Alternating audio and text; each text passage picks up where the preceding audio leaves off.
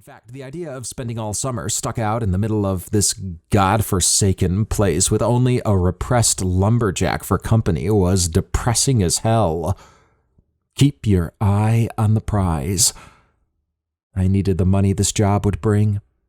Stallion had made us a very lucrative offer with bonuses and accelerators based on how big we could grow our subscribership for the vlog. Hopefully, Nine was as money motivated as I was because I was going to work this opportunity for everything I was worth. My goal was to blow the roof off the income potential of this.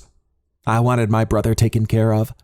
I wanted my mom's house back, and I wanted the opportunity to start a new chapter. The vlog was my chance at the kind of exposure and freedom I hadn't been able to find in LA.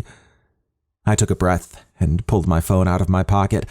Speaking of our relationship, I think we should make our first post right now and get this party started. After nudging him back out the door to the RV and into the clearing between the RV and the rubble pile formerly known as a cabin, I positioned him the way I wanted. Okay, stay right there. I turned around and backed up against him until my back rested against his front. His entire body tensed. I leaned my head back against his shoulder and reached for one of his hands to pull it around my waist in an embrace. It was like trying to mold a brick of stubborn ice. Relax, I muttered. I'm not going to take advantage of you. Ugh.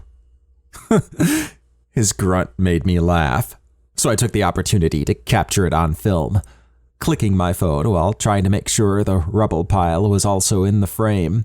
Even on my small phone screen, I could see Nine's discomfort.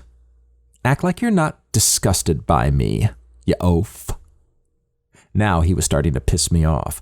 This is never going to work if you look like you'd rather be having dental surgery than touching me.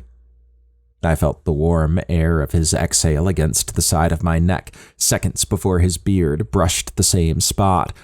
He nuzzled into my neck with his beard and his lips, nearly bringing me to my knees with shock and pleasure. I hope to God that tiny whimper was only in my head. You smell like pickles, he murmured against my neck. I like pickles. My breathing came in short, shallow pulls as his arm tightened around my middle and the bulky fly of his jeans brushed against my ass. Oh, dear God. Me too, I breathed. You too what? He asked. Like pickles. A lot. I closed my eyes and begged for strength. A lot. Like, a lot. What was I even talking about right now?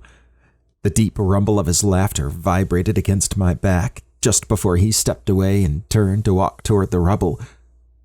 I think you got enough shots for now. Let's see what we've got.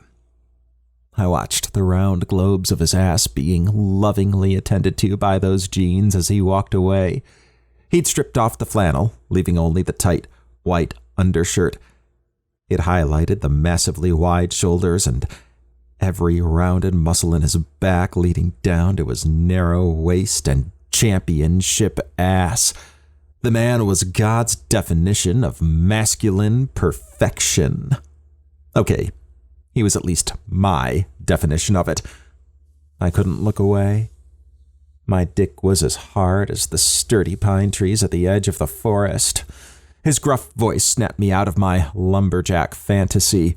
Stop staring at my ass and get over here with that camera. I was only looking at your ass because you sat in something brown, I said. Looks like you shat yourself. It's disgusting. He looked back over his shoulder to see if I was joking. And that's when it happened. Nine's eyes traveled down my body like the hands of an attentive lover before landing on my dick and staying there for a long moment. When his eyes moved back up to meet mine, they were filled with undeniable heat. I couldn't breathe. My throat had turned to dust, and my heart didn't know how to beat. What the fuck was happening? Based on the state of your blue jeans, he drawled, I don't think you find me disgusting at all. Now get your ass over here and start taking pictures, sweetie.